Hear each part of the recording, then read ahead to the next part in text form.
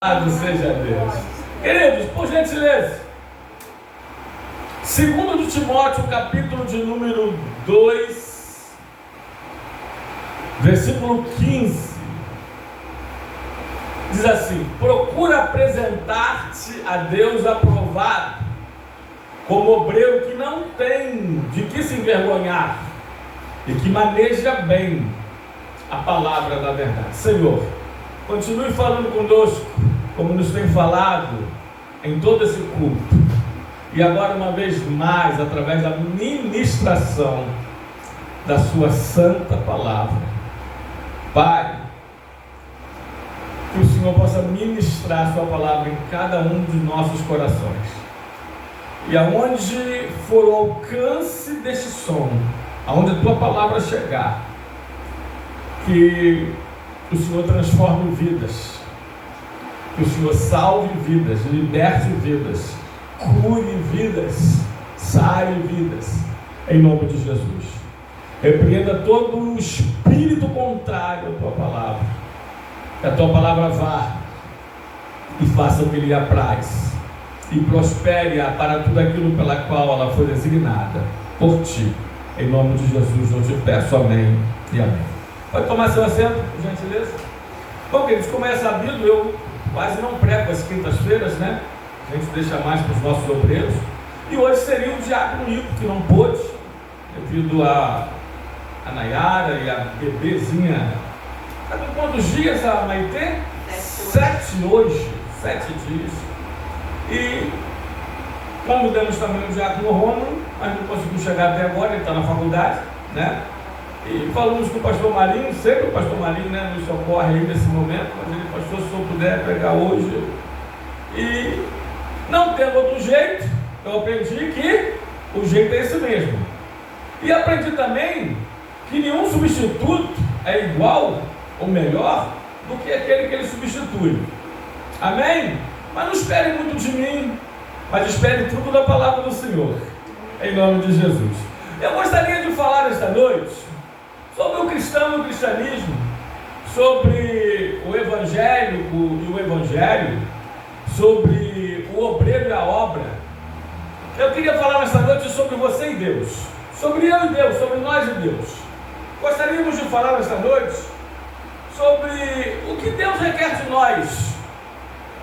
E grave isso aqui, e se você puder escrever na tábua do teu coração, memorizar nessa tua mente abençoada, nessa memória de elefante, de orca, né? Não esqueça disso, desses pontos principais. E eu vou me basear principalmente nesse texto. Procura apresentar-se a Deus aprovado, como obreiro que não tem de que se envergonhar e que maneja bem a palavra da verdade. Em primeiro lugar, o que Deus ele requer de nós. Porque aqui para nós, a vida é uma prova. Nós passamos por constantes provações, mas precisamos disso para sermos aprovados e, consequentemente, abençoados e, finalmente, galardoados nos céus dos céus, em nome de Jesus. Amém? Em primeiro lugar, grave isso aqui, memorize aí. Deus requer de nós vontade. Vontade. Vontade. Começa assim o versículo 15 do capítulo 2 de 2 de Timóteo. Procura. Procura. Procura apresentar-te a Deus. Grave isso aqui. Vontade. É o que Deus requer de nós. Quando você tem vontade, esse é o começo de tudo. Irmãos, quero uma coisa aqui. Eu separei alguns textos antes de falar isso.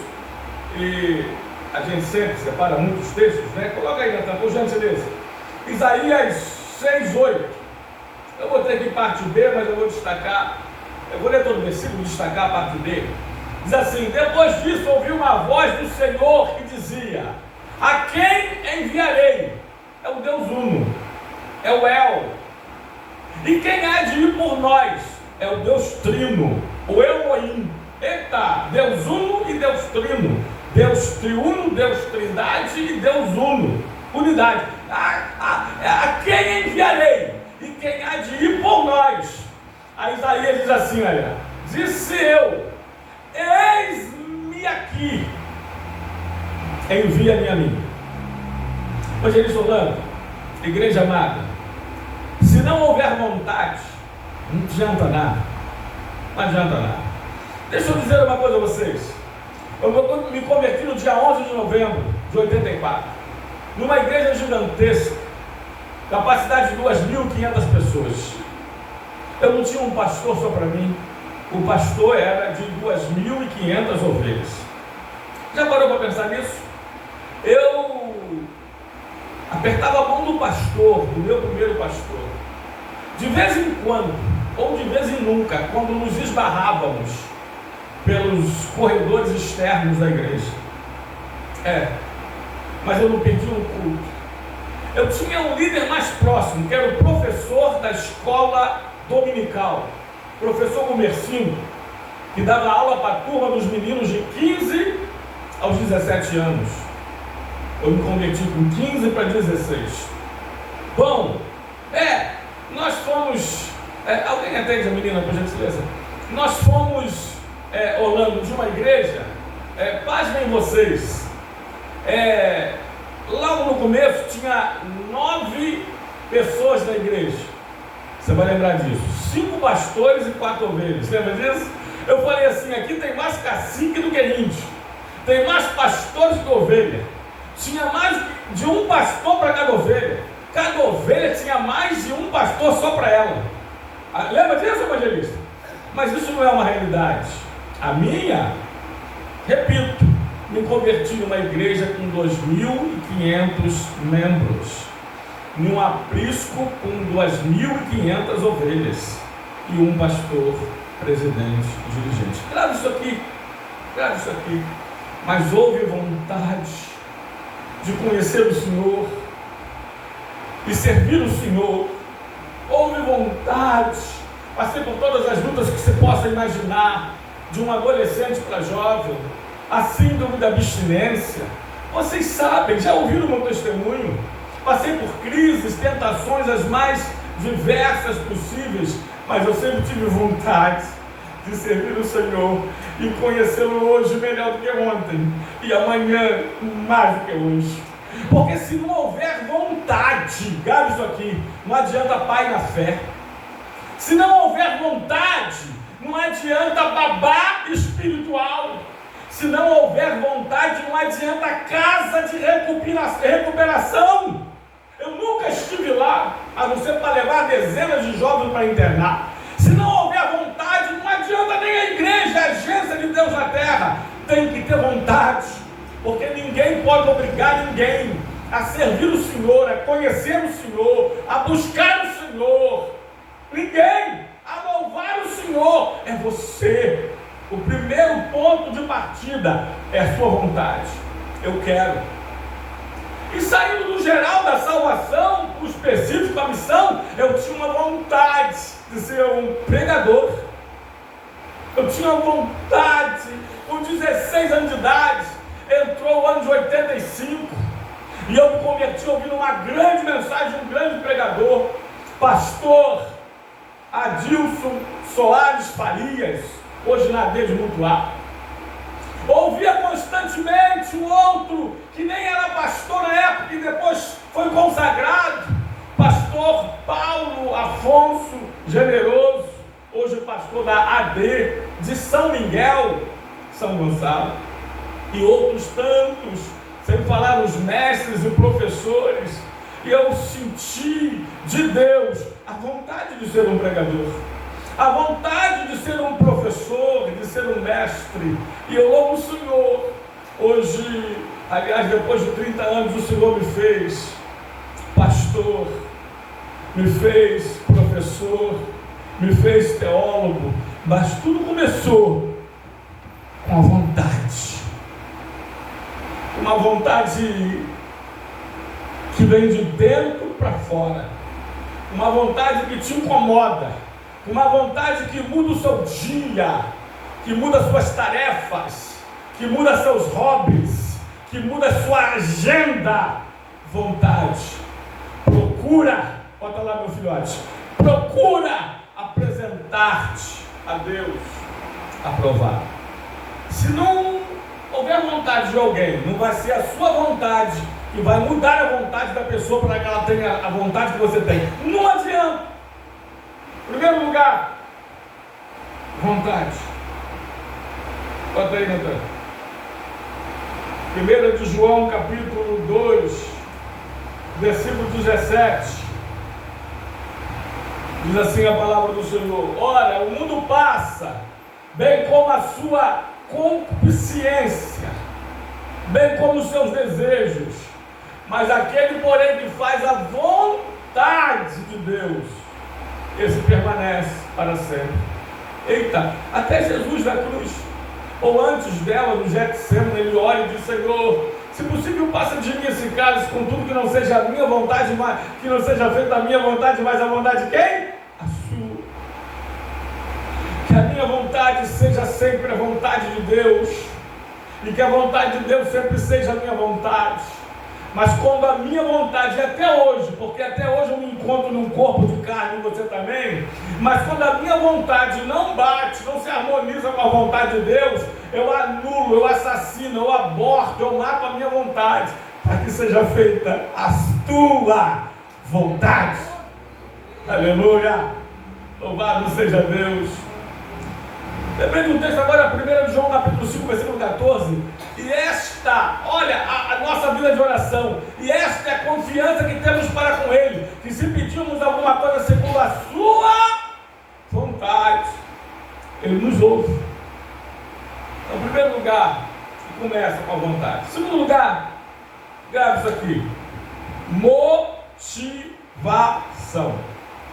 Motivação. Eu gosto da melhor definição que eu ouvi da palavra motivação, que é a definição mais literal que possa existir dela. Como vocês sabem, uma palavra pode ter várias definições ou vários significados. E motivação, motivo para ação. Eita. Vamos lá. Eu e Deus, você e Deus, nós e Deus. Você tem motivo para servi-lo? Você tem motivo para adorá-lo? Você tem motivo para testemunhar dele? Você tem motivo para evangelizar, para falar de Jesus para os outros? Você tem motivo para jejuar? Você tem motivo para orar? Você tem motivo para adorar? Você tem motivo para agradecer? Você tem motivo para servi-lo? Você tem motivo para segui-lo? Você tem motivo? Eita, motivação. Motivo para ação. Bota aí na 1 de Coríntios, capítulo 4, versículo 1 e 2. Depois 1 de Tessalonicenses, capítulo 3, versículo 2 e 3. Diz assim: assim, pois, importa que os homens nos considerem como ministros de Cristo e despenseiros dos mistérios de Deus. Ora, além disso, o que se requer dos despenseiros é que cada um deles seja encontrado fiel. Agora, Natan, 1 de Tessalonicenses, capítulo 3, versículo 2 e 3, diz assim a palavra do Senhor: e enviamos nosso irmão Timóteo, ministro de Deus, no Evangelho de Cristo, para que, em benefício da vossa fé, confirmar-vos e exortar-vos, a fim de que ninguém se inquiete com essas tribulações, porque vós mesmos sabeis que estamos designados para isso. Eita, não importa as adversidades, os ventos contrários, nós temos motivação, nós temos motivo para ação, para continuar servindo o Senhor, para continuar congregando, para continuar pregando, para continuar evangelizando, para continuar ensinando a sua palavra, para continuar falando dele, para continuar testemunhando. Nós temos motivo para ação. Louvado e glorificado seja o nome do Senhor. 1 de Crônicas, capítulo 28, versículo 10. Depois 2 de Crônicas, capítulo 15, versículo 7. Diz assim a palavra do Senhor: agora, pois, atende a tudo, porque o Senhor te escolheu para edificares esta casa para santuário. Ser forte e faz a obra. Ação. Segundo de Crônicas 15:7. Mas sede fortes e não desfaleçam as vossas mãos, porque a vossa obra terá recompensa. Isaías 35:4, Natan. Depois Hebreus 11:34. E depois esse texto que acabei de ler, me lembrou de 1 de Coríntios, capítulo 15, versículo 58. Diz assim, Isaías: dizei aos desalentados de coração, sede fortes, não temas, eis o vosso Deus, a vingança vem, a retribuição de Deus, Ele vem e vos salvará. Eita! Hebreus 11:34, depois 1 de Coríntios 15:58, diz assim: extinguiram a violência do fogo, escaparam ao fim da espada, da fraqueza, eu gosto dessa frase, dessa parte, da fraqueza tiraram forças, tiraram forças da onde não tinha, fizeram-se poderosos em guerra, puseram em fuga exércitos de estrangeiros. Agora 1 de Coríntios 15, Natan, versículo 58, diz assim a palavra do Senhor: portanto, meus amados irmãos, sede firmes, inabaláveis, sempre abundantes na obra do Senhor. Motivação, vocês têm motivo para ação, sabendo que no Senhor o vosso trabalho não é vão. Aleluia! Eu estou aqui até hoje, e esse tempo todo, porque eu tenho motivação, porque eu tenho motivo. Ele é o meu motivo para a ação, para fazer para Ele, para a glória dEle. Louvado seja o nome do Senhor. 1 de Timóteo, capítulo 4, versículo 6, e a gente passa o terceiro ponto. Diz assim a palavra do Senhor: exponda essas coisas aos irmãos, serás bom ministro de Cristo Jesus, alimentando com as palavras da fé e da boa doutrina que tem seguido. Terceiro lugar, primeiro, vontade. Segundo, motivação. Terceiro, disponibilidade.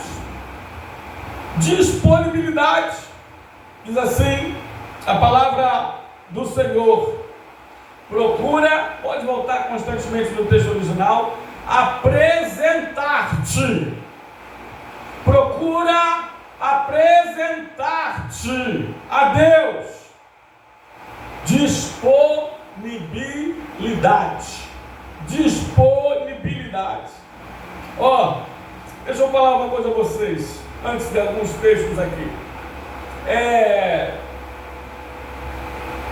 Tem gente que tem disponibilidade, mas não tem disposição.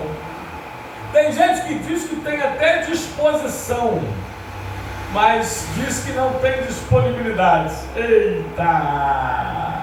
Deixa eu dizer uma coisa para vocês: quem tem disposição para fazer, encontra disponibilidade para tal.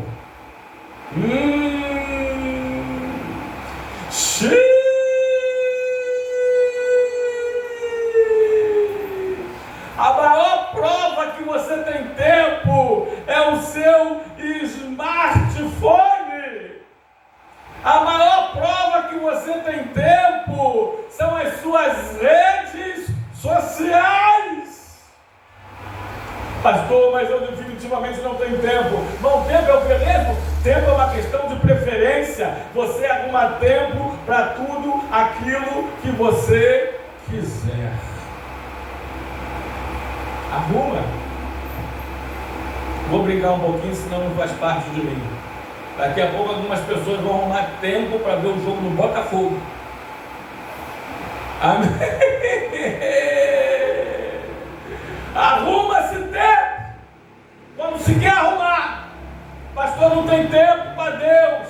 Eu lembro de um jovem lá quase 30 anos atrás, pastoreando a primeira igreja. Não tinha tempo para Deus, não tinha tempo para a obra, não tinha tempo para a igreja, não tinha tempo para nada. Até que aquele jovem começou a namorar. Precisa falar mais alguma coisa? Rapidinho arrumou tempo para namorar, arrumou tempo para beijar, arrumou tempo para passear, arrumou tempo para gastar com a namorada, porque namoro requer tempo, também dinheiro, dentre outras coisas. A gente sabe disso. Arruma esse tempo quando se quer arrumar. Pastor, eu vou me envolver, me enganjar na obra depois que eu me aposentar. Eu já ouvi isso. Para um deu vontade de falar assim: você vai estar morto. Já estava, né? Por isso, depois que eu me aposentar, que eu tiver com tempo livre, aí eu vou trabalhar para o Senhor, até mesmo de tempo integral. Não promete isso não, irmãos. O tempo é agora. A hora é esta. Este é o momento. Não existe depois. Não existe amanhã somente no calendário. É agora. Deus requer disponibilidade. Disponibilidade. Repito, Natan, Isaías 6,8. Deus diz: a quem enviarei e quem há de ir por nós? Isaías responde: eis-me aqui, envia-me a mim. Isaías era profeta de Israel. Uma hora na sua época era sobrinho do rei, profeta palaciano, profeta real, alguns podem dizer, sem lembrar que foi o profeta mais messiânico de todos os profetas. Mas ele disse: eis-me aqui, eu arrumo tempo. Para Deus eu arrumo tempo onde não tem. Para Deus eu dou o meu tempo. Lembrando que tudo que a gente dá para Deus, Ele dá graça, abençoa e faz o quê? Multiplica até o seu tempo. Até o seu tempo. Disponibilidade. Bota aí, Natan. 1 de Crônicas 29:5. Depois 1 de Samuel 3:10. Diz assim: ouro para os objetos de ouro e prata para os de prata, e para toda a obra de mão dos artífices. Quem, pois, está disposto hoje a trazer ofertas liberalmente ao Senhor? Eita Jesus! Quando se quer, faz. Quando se quer, acha tempo. Quem está disposto hoje?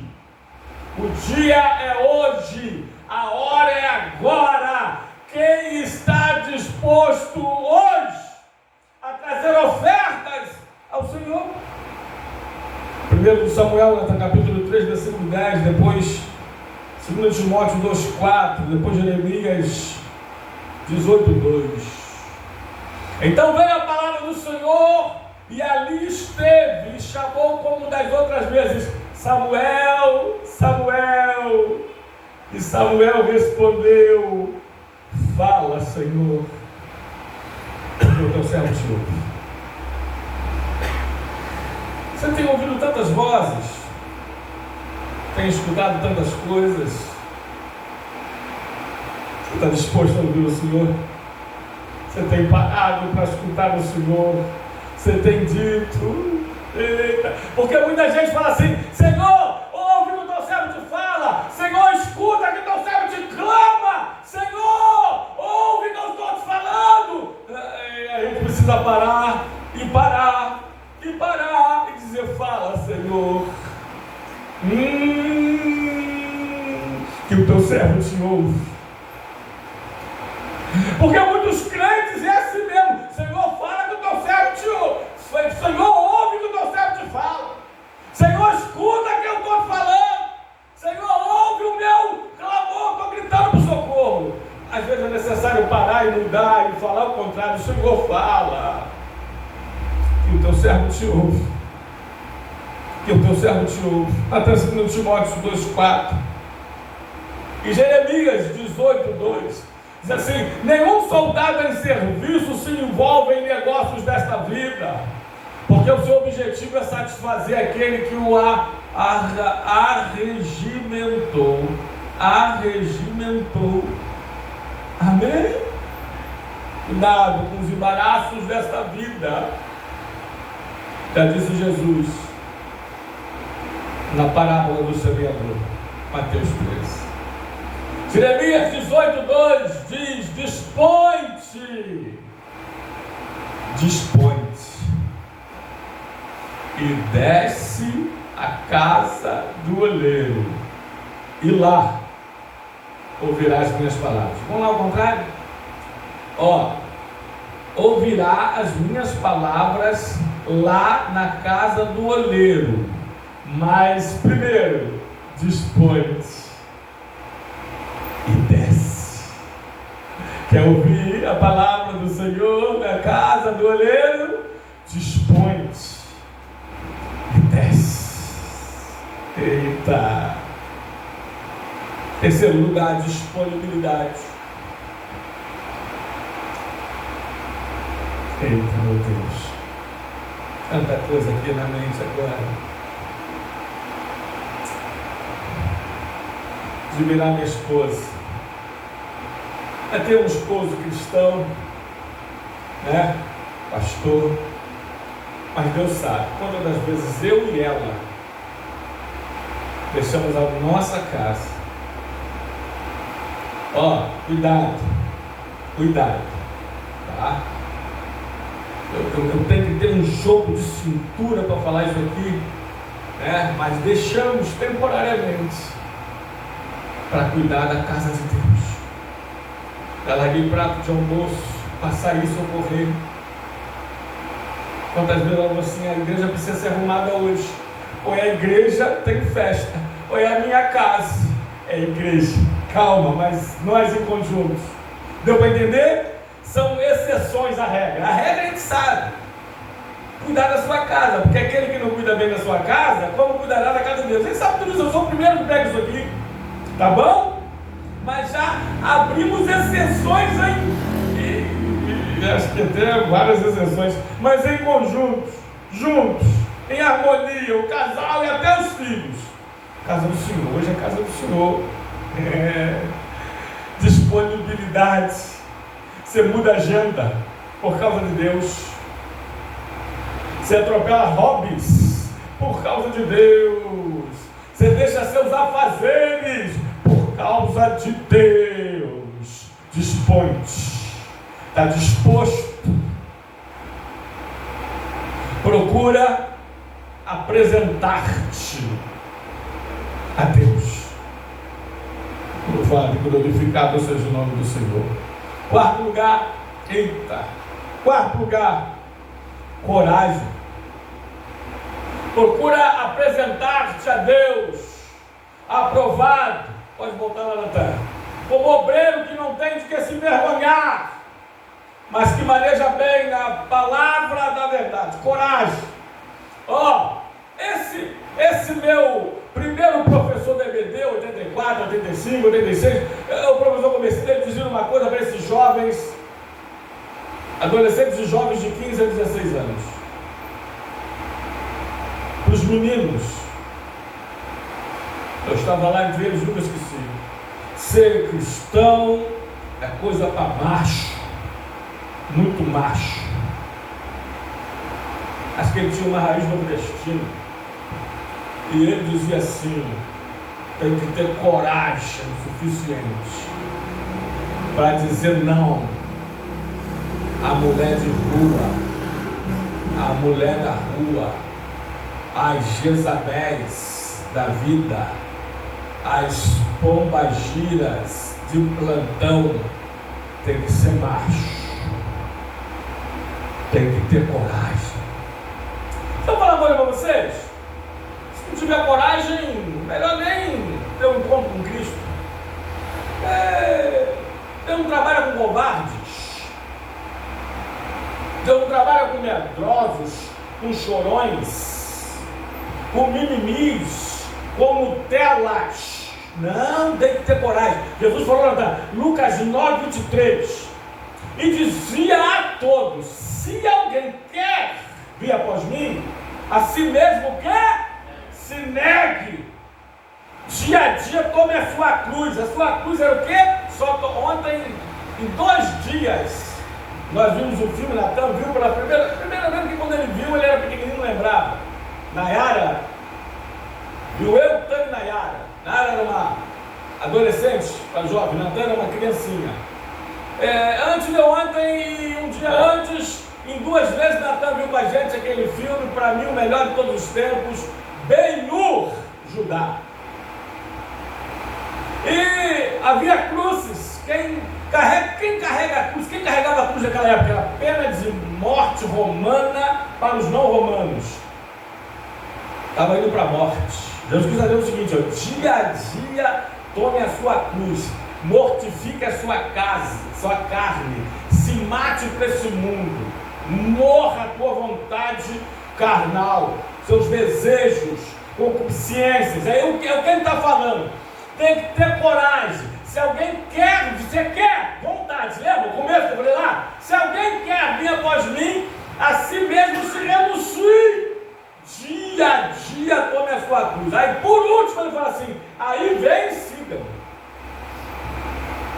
Sabe o que eu estou falando? Antes de me seguir, se muitos que pensassem muito bem nisso, analisassem, não parariam no caminho.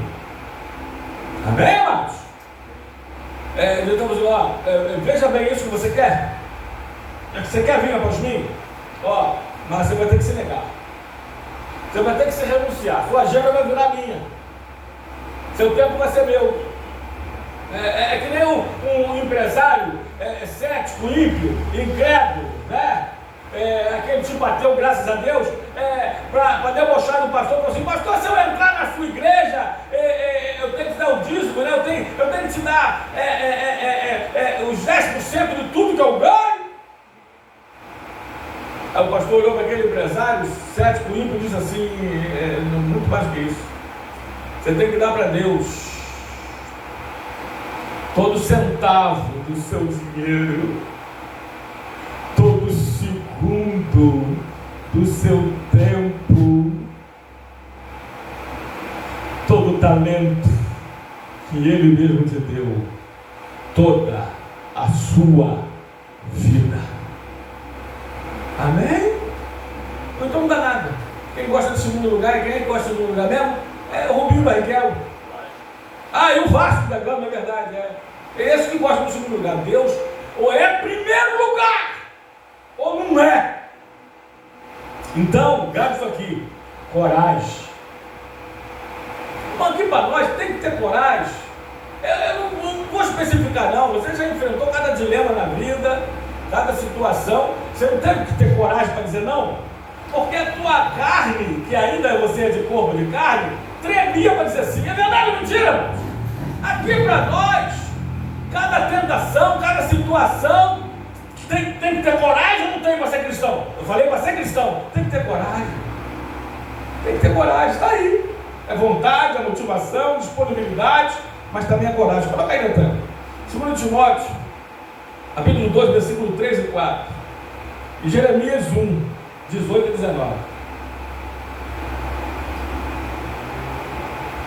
Diz assim: participa dos meus sofrimentos, como bom soldado de Cristo. Eita! Participa dos meus sofrimentos. Aí aquele texto que nós já lemos, que um soldado em serviço envolve nesse negócio da vida, porque o seu objetivo é satisfazer aquele que o alistou. Pronto, estava tendo dificuldade de falar, né? Aquela outra palavra. Bom, Jeremias 1, 18 e 19. Eis que hoje te ponho por cidade fortificada, por coluna de ferro, por muros de bronze, contra todo o país, e contra os reis de Judá, contra os seus príncipes, e contra os seus sacerdotes, e contra o seu povo. Olha o 19. Pelejarão contra ti, mas não prevalecerão, porque eu sou contigo, diz o Senhor, para te livrar. nenhum preguiçoso. É por isso que Deus nunca chamou nenhum medroso. Deus nunca chamou nenhum covarde. Me mostra aí um covarde que Deus chamou, um preguiçoso, alguém que estava parado na rede baiana, preguiçosa, bebendo uma água de coco e cantando o hino 115. Eu quero trabalhar para o meu Senhor. Me mostra. Deus nunca chamou. Tem que ter coragem. Tem que ter coragem para largar o cigarro. Tem que ter coragem para largar a cachaça maldita. Tem que ter coragem para largar o pó do capeta. Tem que ter coragem para largar aquela amante Jezabel. Tem que ter coragem. Tem que ter coragem, não tem? Para trabalhar secular, para trabalhar para o Senhor. Tem que ter coragem. Mas eu vou falar para vocês, a coisa mais difícil, eu vou falar que você já sabe, praticamente tudo, é encontrar mão de obra hoje, pagando para fazer o que eu sei fazer, e eu tenho que acabar por fazer. Hoje quem fez foi Natan e um amigo. Vocês terem uma ideia, não encontra. Os pedidos que passaram por aqui descobriram que eu moro do lado da igreja, e descobriram também, né, que eu sou comerciante do bairro. Aí é uma petição do capeta, me perdoa a expressão. Aí eu já tenho minhas estratégias. No mínimo uma vassoura, no máximo uma enxada. Vou te pagar, ainda vou te dar uma cestazinha básica. Vocês sabem o final da história? Tirando um, Natan, isso eu tenho que falar, tirando um, irmão de um pastor aqui do bairro. Todos os outros, olha, capinaram sim, capinaram o pé. Estou até hoje esperando voltar. Tem que ter coragem para casar. Tem que ter coragem. Eita, Jesus amado. Para se manter casado, mais ainda tem que ter coragem. Mas eu conheço dezenas ou quase uma centena. Eu ser pastor? Eu pastoreio a igreja? E vocês conhecem, alguns aqui conhecem. Ele tem que ter coragem, irmãos. Ei, pastor Marinho, tem que ter coragem. Louvado seja Deus. Para fazer a obra, é por isso que Deus sempre chamou corajosos. Eita, Jesus amado. Covarde está fora. Coragem, até coloca aí. Outro texto eu até falei, mas então coloca aí, 1 Timóteo 6,12 e 2 Timóteo 4,7. 1 Timóteo diz assim a palavra do Senhor: combate o bom combate da fé. Isso aqui não é ei, Glaucio, isso aqui é um campo de batalha. Eita! Isso aqui não é um mar de rosas, não, amados. É um campo minado mesmo. Não tem coragem, volta. 40 milhões ou mais voltaram. Combate o bom combate da fé. Toma posse da vida eterna. Toma posse, gosto muito. Para a qual também foste chamado, que fizeste a boa confissão.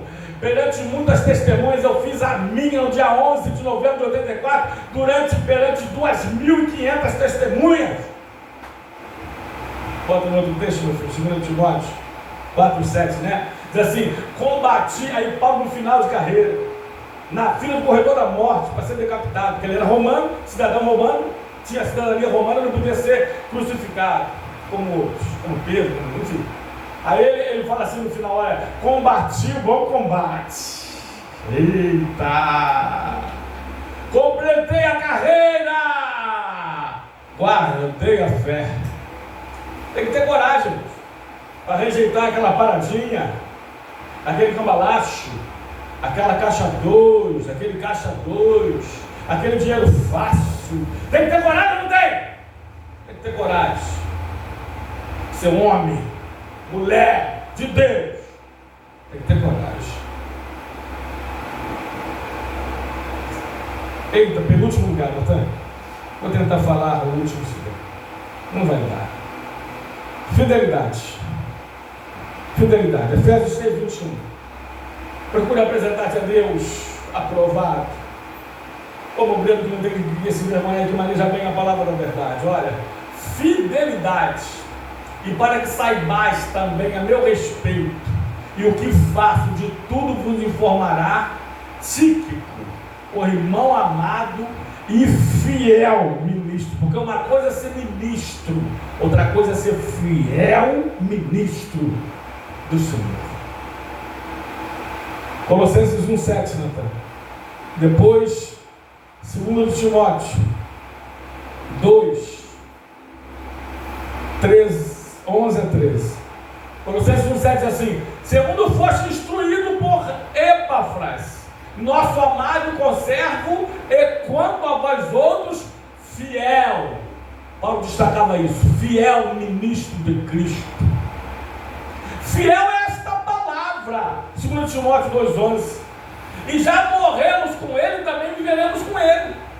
Se perseverarmos, também com ele reinaremos. Se o negarmos, ele por sua vez o negará. E se formos infiéis, ele permanece fiel, porque ele não pode negar a si mesmo. Amém? Fala para ele tirar o capacete, que ele corre o risco de entrar assim no capacete na igreja, né? É só viver um risco, né? Amém? Amém? Outro texto? É mesmo, nada mais assusta ele é vascaíno, é verdade, esqueci. 1 Coríntios capítulo 4, versículo 2. Ah, não, deixa esse. E não vai dar, os outros não vai dar, o relógio não vai me avisando. O último então, vou pular aqui alguns, Apocalipse 2,10. Apocalipse 2,10. Não temas as coisas que tens de sofrer.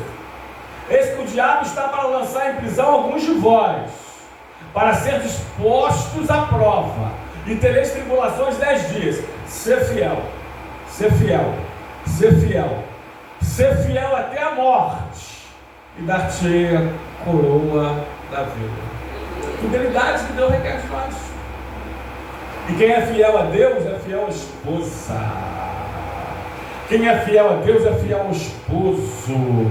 Quem é fiel a Deus é fiel aos irmãos. Quem é fiel a Deus é fiel aos amigos. Quem é fiel a Deus é fiel à igreja. Quem é fiel a Deus é fiel aos pastores. Eita Deus! Fiel. Sabe como eu deixei por último? Queiram vocês acreditar ou não, o de só menos importância. Sabe o quê? Por isso deixei por último. Capacidade. Porque não adianta você ser capaz. Aliás, você sabe qual o lugar que tem mais capazes em todo o mundo? Qual é? No cemitério. Deixa eu te falar, irmãos, tem tanta gente capazes, capacitadas lá fora, mas por não terem fidelidade não estão aqui dentro. Falei. Eu separei aqui, só para resumir a obra aqui, rapidamente. Eu separei capacidade, dei os textos aqui, né? Aí falaria, se o tempo me desse, sobre os dons espirituais.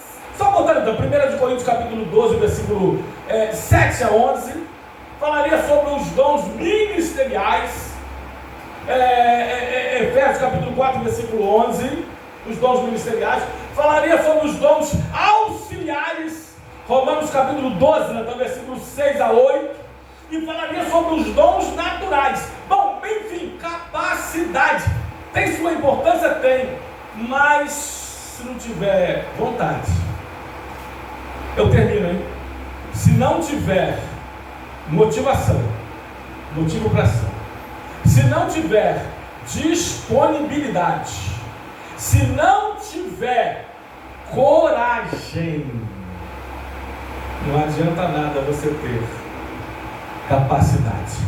Que Deus nos abençoe nessa hora e que essa palavra possa incomodar você, em nome de Jesus. Amém e amém.